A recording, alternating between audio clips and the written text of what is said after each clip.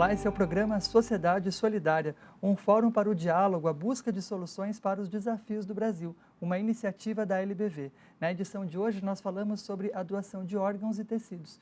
Esse é um tema no qual o Brasil se destaca internacionalmente. Entretanto, nós ainda temos desafios. O ano de 2014 foi o ano em que, ao mesmo tempo que o estado do Rio de Janeiro superou recordes no número de órgãos efetivamente doados para pacientes, nós tivemos, por outro lado, uma ampla campanha nacional lançada pelo Ministério da Saúde com o objetivo de sensibilizar a população. Quais são ainda as questões que nós precisamos abordar com a sociedade brasileira sobre esse tema? Quem conversa conosco sobre este assunto é a doutora Tainá de Sandes. Ela é médica nefrologista e integra a diretoria da ABTO, a Associação Brasileira de Transplante de Órgãos, compartilhando hoje conosco a sua experiência. Bom, primeiramente, agradecemos em nome da LBV pela sua presença. Seja sempre muito bem-vinda. Eu que agradeço o convite, especialmente em nome da BTO. Essa é uma grande abertura para que a gente possa mostrar um pouco o nosso trabalho e as oportunidades de melhoria que esse processo de doação em transplantes ainda tem para melhorar ainda mais do que o que você comentou agora. Bom, para começar, com relação a essa questão da doação de órgãos, tecidos no Brasil, vocês que atuam diretamente na área, como veem esses ganhos, essas conquistas importantes do nosso país e quais seriam os desafios? Qual é o panorama que vocês traçam da realidade nacional? Bom, o Brasil hoje é o segundo maior transplantador, especialmente de órgãos de uma forma geral, mas isso se destaca especialmente no transplante de rim, que é o maior, é o órgão mais transplantado, né? Então ele só perde para os Estados Unidos.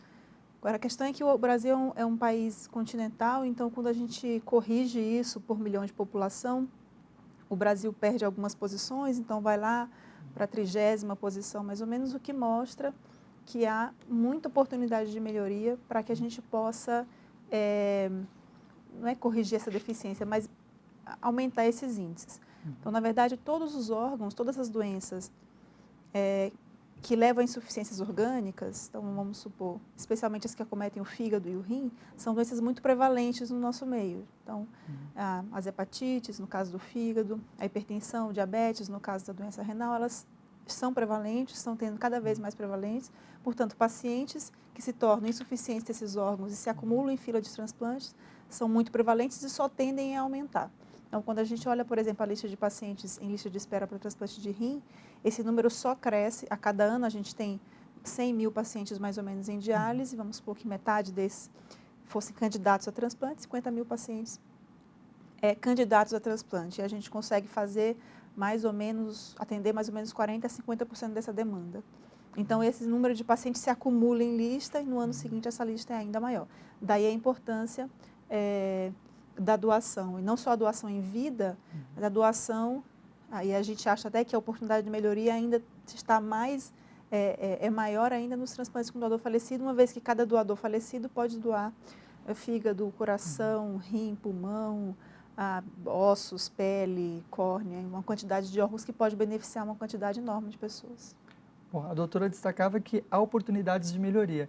E quais são essas possibilidades, alternativas para a gente melhorar esse quadro? Bom, existem dois tipos de transplantes, especialmente para o rim e para o fígado, que são os órgãos que são onde a demanda é maior, mais procurados.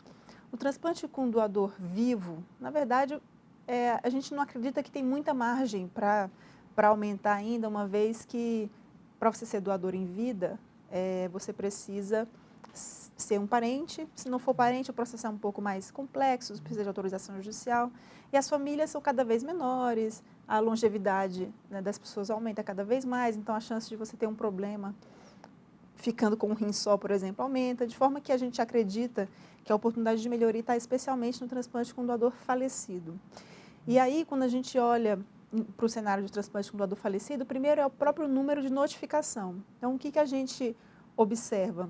Pacientes que estão nos pronto-socorros, nas UTIs de hospitais, especialmente os hospitais mais periféricos, eles não são reconhecidos pelos profissionais de saúde como potenciais doadores. Então, esse é um dos grandes trabalhos da BTO e essas campanhas do Ministério da Saúde auxiliam muito, que é implantar na cabeça das equipes de saúde que aquele paciente que está em morte encefálica, ou seja, em um estado de morte absolutamente irreversível, ele precisa ser notificado porque ele pode ser um candidato à doação. Quer dizer, os próprios profissionais da saúde, então, não avisam as instâncias competentes, os órgãos responsáveis, Isso, de que ali há um provável, isso, uma pessoa que poderia salvar outras vidas. isso. Esse é onde as campanhas e o trabalho da BTO e esses nossos números têm aumentado muito em função desse tipo de trabalho com os profissionais de saúde. Uma segunda oportunidade de melhoria é, uma vez que esses pacientes foram identificados pelos profissionais de saúde, tem um passo seguinte que é a família, a doação no Brasil, ela é chamada consentida. Então, aquela pessoa, ela só pode ser uma doadora se a família dela consentir. E mais ou menos 40 a 50% das famílias recusam a doação.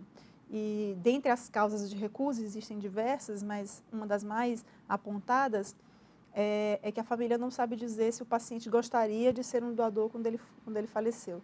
Então, isso daí é um dos grandes trabalhos que a BTO vem fazendo também, que é estimular que as pessoas em vida conversem com as suas famílias para dizer para elas que quando elas vierem a falecer, elas gostariam de ser doadores. Com certeza a família vai levar isso em consideração quando essa pessoa vier a falecer. No passado, falava-se muito sobre você colocar nos seus documentos essa informação de que estaria apto ou não, é um candidato ou não à doação de órgãos. Isso. Hoje, a questão da família que é mais trabalhada, né? Por que houve Isso. essa alteração? Na verdade, isso é legislação, né? A gente, há muitos anos atrás, a doação era consentida, igual agora. No final dos anos 90, começo dos anos 2000, houve essa mudança para doação presumida. A doação presumida é isso, a pessoa ela é doadora, exceto se ela notificar em algum documento que ela não gostaria de ser doadora. Mas essa medida, além dela não ter trazido benefícios, a gente acreditava que essa medida ia trazer benefícios no número de doação. Além de não trazer benefícios, isso gerou um certo receio da população com relação ao programa. E o Programa Brasileiro de Transplante é um programa extremamente sério, extremamente idôneo, muito organizado, hierarquizado, eu diria impossível de ser burlado, porque existem muitas instâncias de Controle, né? controle. Mas esse tipo de medida impopular, ele às vezes não repercute bem. Então a gente voltou para, no começo dos anos 2000, voltou a doação a ser consentida, que é isso, né? Você pode se declarar um doador em vida, mas se sua família não autorizar, as equipes de transplante não têm autorização para fazer as retiradas. Quando a doutora mencionava que há muitas instâncias de controle nesse sistema nacional que foi construído para viabilizar essa doação de órgãos, vale ressaltar que a questão de você furar a fila ou de realmente, de repente, alguém que tem mais dinheiro conseguir ter uma certa prioridade, isso tudo, temos medidas aqui no país para combater esse tipo de injustiça. Isso não tem como acontecer, na verdade. Então, vamos citar o exemplo do rim, por exemplo. Então, o rim, o órgão ele é retirado por determinadas... É como se a Secretaria da Saúde tivesse braços em alguns hospitais, que a gente chama de serviços de procura de órgãos, ou OPOS, são organizações de procura de órgãos e tecidos. Essa OPO vai lá, faz todo o processo, entrega o órgão para a secretaria e a secretaria é quem faz a alocação, que é a distribuição. E a secretaria segue critérios que são absolutamente rígidos, matemáticos até. Ela soma pontos, que são critérios, o que mais pontua são critérios genéticos, que é a compatibilidade genética entre o doador e o receptor. Joga isso no programa de computador, esse programa de computador gera uma lista. E essa lista, a secretaria vai e informa, olha, o hospital tal. Primeiro é seu, segundo é do hospital B, terceiro é do hospital C, e todo mundo tem acesso a isso. Então, tem acesso a isso o Sistema Nacional de Transplante, as secretarias estaduais, os hospitais transplantadores, a coordenação, o próprio paciente, ele pode entrar lá na internet, acessar com o número do prontuário dele e acessar quantas vezes ele foi chamado, qual que é a posição dele na fila, se um dia ele foi chamado e ele não transplantou, por que foi. Então, é muito transparente, é praticamente impossível de ser burlado. E isso acontece também para os outros órgãos, o que muda é só o critério de alocação. Enquanto alguns pacientes são alocados por gravidade, outros são alocados por tempo de espera, outros são alocados por compatibilidade genética, a depender dos resultados do transplante de acordo com esse órgão. Bom, daqui a pouco a gente continua então falando sobre essas oportunidades de melhoria e quais são as medidas que podem ser tomadas no âmbito nacional e também dentro das nossas famílias, para que nós colaboremos com uma sociedade onde haja mais saúde, onde as pessoas que padecem hoje nas filas à espera de um transplante possam ser beneficiados com esse gesto que salva vidas. O programa Sociedade Solidária conversa com a doutora Tainá de Sandes, ela integra a diretoria da Associação Brasileira de Transplante de Órgãos. Nós vamos para um breve intervalo e já voltamos com esse bate-papo.